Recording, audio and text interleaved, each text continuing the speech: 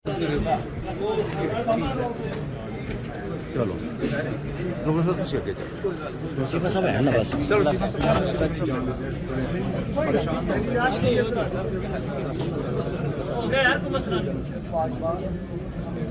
आ जाओ बिस्मिल्लाहिर्रहमानिर्रहीम।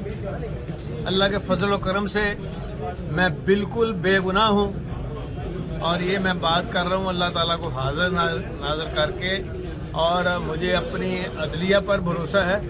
और जहाँ तक फ़ौज पाकिस्तान है, मैं शुरू से ही उनका हामी रहा हूँ, लेकिन ये उनके लिए एक लम्हा फ़िक्रिया है कि उनके इर्द गिर्द बैठे हुए लोगों को वो देखें कि ये किस तरफ लेके जा रहे हैं मुल्क और कौम को।